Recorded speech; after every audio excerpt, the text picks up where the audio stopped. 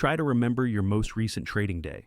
Not a big winning day, not a blown account day, just a normal day. You turned on your computer, you looked at the chart, you entered a few trades, you closed a few trades, and then the day passed. If I ask you now what you thought that day, what you felt, what you learned, very likely you don't remember clearly, not because that day was not important, but because it passed in automatic mode. There is a phenomenon in neuroscience called memory mirage, the illusion of memory. The brain does not store life based on how many tasks you completed. It stores based on emotional experience, novelty, and the level of attention. That is why you can remember very clearly an evening from 5 years ago, the smell of coffee laughter, the lights, the feeling of sitting next to someone you love, yet you cannot remember how you traded last week. Because many traders live in a chain of days so similar that the brain does not bother to store them. Open chart, scroll groups, watch candles move, enter in a hurry, exit in anxiety, shut down the computer in exhaustion, repeat, repeat. And then a year passes. You don't only lose money, you lose the feeling that you have lived. And here is the paradox. Few people dare to face. Directly losing traders do not fail only because of a few minutes of indiscipline, but because the entire day was lived in reaction mode. A mind that is used to reacting to phones, news, social media, emotions will react exactly the same way when looking at a chart. The brain has no switch now I become a professional trader. It only repeats what it has practiced all day. So, the real question is not how to enter better trades, but how to design a day in which a professional trader can exist. A perfect day for a trader is not a day of making a lot of money. It is a day you keep clarity, a day you are not pulled by noise outside and noise inside your head. Imagine two traders. One opens his eyes and immediately grabs the phone, reads news checks, groups looks at price while his mind is still foggy, enters a trade just because price is moving. The other lets the body wake up slowly, lets the brain wake up slowly, lets the mind settle, and only then looks at the chart. Same strategy, same capital, same market, but completely different results. Not because of technique, but because of state. Trading is not a game of knowledge. It is a game of the nervous system. Part 1. Why traders live in autopilot and trade emotionally without realizing. Many people think they trade emotionally because they are weak. But the truth is more subtle. You react because the brain is designed to save energy. It likes habits, likes familiar paths, likes reflexes. Repeat enough times and the brain will shift actions into automatic mode. Just like driving home and only realizing when you arrive that you don't remember how many turns you made. Many traders trade like this. Eyes looking at the chart, hand clicking the mouse, heart beating faster. But awareness is almost absent. And that reflex was created long before you open the chart. What is a typical morning for many traders? Waking up already flooded with information, news, gold price, chat groups, short videos. The brain has not settled but is already stimulated, then eating in a hurry, not tasting the food, not feeling the body, no silence. You sit in front of the screen and tell yourself, now I will focus. But a brain that has been scattered for hours cannot suddenly become sharp. A mind that is used to reacting quickly cannot suddenly become patient. There are studies showing that humans spend nearly half their waking time mind wandering, here but not really here, doing but not really doing, and that is fertile ground for emotional trading. Emotional trading is not always a wrong decision. It is a decision that happens when awareness is absent. Like eating too much while watching your phone, you are not exactly intending to, you simply slide into it. There is a very short Zen story. A student asked a master how to live with awareness. The master said, when eating, just eat when walking, just walk when breathing, just breathe. The student said, everyone does that. The master shook his head when eating. They think of something else when walking. They worry about something else when breathing. They do not even know they are breathing. Traders are the same. Looking at the chart, but thinking about the previous trade. Entering a trade, but thinking about money.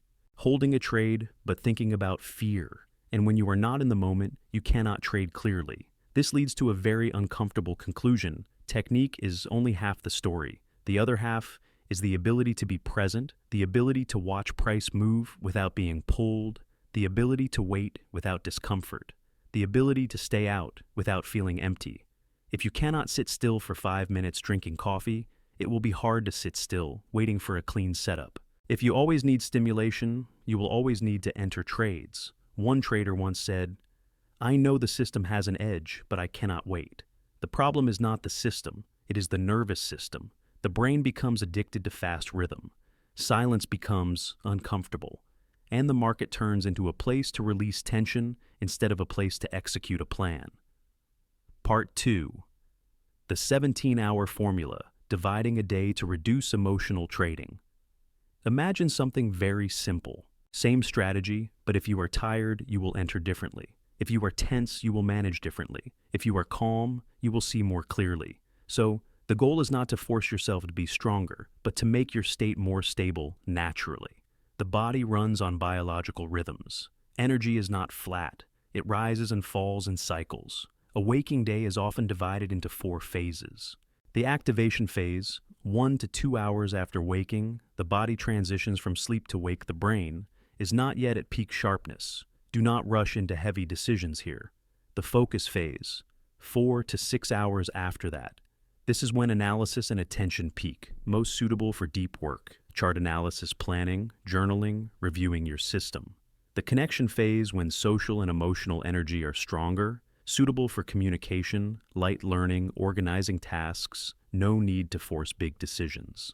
The reflection phase, end of the day, when big picture thinking and creativity rise, suitable for summarizing, distilling, looking back, not for making it back. What matters is not doing more, but placing the right task at the right time. When you move with the rhythm, discipline becomes easier, waiting hurts less, clarity comes faster. Part 3. Designing the environment, the invisible forces controlling decisions. Your decisions do not come only from thoughts, they come from the environment. The sounds you hear, the light. You use the air. The temperature all affect the nervous system. And the nervous system affects how you trade. Have you ever traded in a noisy cafe? People talking, cups, clinking music. Playing the brain must process too many signals. Focus wears down without you realizing. Sound is the invisible architecture of emotion. A quiet space or a stable background sound can keep the brain balanced longer. Light is the same. A dark, stuffy room makes the brain tired faster. Soft light relaxes the eyes, the body has less stress, and you become less impulsive. There is a very real example. A young trader was always impulsive at night. Later, he realized it was not weak psychology, but a hot room, stale air, harsh light, and a body already exhausted. He changed his seat, opened a window, reduced, the light changed, trading hours, and impulsiveness dropped significantly. You do not always need to be stronger. Sometimes you only need to design better. One more thing, the body. Tight shoulders, a bent back, a clenched jaw. These signals put the brain into fight mode, and in that state, it is hard to stay objective. One small habit, standing up periodically, walking a few steps, breathing deeply, relaxing the shoulders, is enough to reset the nervous system. Imagine the mind as a glass of water. Each stimulation is a drop of ink. News, social media, worry, heat, fatigue. By the time you look at the chart, the glass is already cloudy. You are not seeing the market as it is. You are seeing it through the ink. The solution is not to stare harder, but to keep the glass clearer. Part 4. Small moments in the day and why they decide the outcome. You can do many things in a day, but when you look back, you only remember a few moments. The brain does not remember by hours. It remembers by experience. A rush day often disappears from memory, and is often the worst trading day because you ran all day in reaction mode. A day you trade well is often a day you also live differently, less pulled by the phone, less distracted, more moments of silence. Focus in trading is trained in living, drinking coffee and truly tasting the aroma, walking and truly feeling each step, sitting still and truly feeling the breath. One trader once shared, before entering a trade, he took 10 breaths. No extra analysis, no news, just breathing. And impulsive trades dropped clearly. Not because he became better, but because he had a pause to return to the present. Part 5. Designing the morning. The first 60 minutes decide the quality of the whole session. There is 1 hour in the day you should protect most, the first hour after waking. Not for decoration, but because the brain is easily programmed then. The morning state is like a calm lake. One small stone creates big ripples. If you throw a storm into it, News chat groups moving prices. The nervous system tightens very early and you enter the market like entering a battlefield. A simple rule. First, 60 minutes. No charts, no news, no social media. Only the body and the breath. Light. Walking, drinking water. Stretching, sitting quietly for a few minutes, enough to shift the brain from reflex to awareness. Like warming up a car before driving. It does not make you faster, but it makes you smoother. A good morning does not help you make money immediately, but it reduces many emotional mistakes. Part 6. Reset points, avoiding exhaustion and revenge trading. There is a moment almost every trader has experienced, tired, not wanting to look anymore, but still sitting there. And in that state, the worst decisions appear. Willpower is finite, resisting waiting, not clicking. All consume nervous energy. When energy is depleted, you switch to instinct. So, you need reset points standing up, walking a few steps, drinking water, looking far away, taking a few deep breaths. Just a few minutes, but it can save you from a foolish trade. One trader has a rule when his heart beats unusually fast. He leaves the screen immediately because when the body enters fight mode, the brain is no longer neutral. Resting at the right time is not waste. It is part of survival strategy. Part 7. Successful traders do not design trades. They design their lives. After everything, there is a simple truth. Successful traders are not different because they know more. They are different because they live differently. Trading is not just a few hours in front of the screen. It is the result of 24 hours you live. How you sleep, how you eat, how you start the day, how you rest, how you handle stress, all flow into every decision. The market does not only test the system, it tests the human pressing the button. New traders hunt entries. Good traders build the right state. Because a correct decision in the wrong state can still become a mistake, but an average decision in the right state is often still safe. Trading is not about finding perfection. It is about reducing mistakes. And reducing mistakes is not about forcing harder. It is about becoming clearer. You do not need to change your whole life in one day. Just change one moment. A slightly slower morning.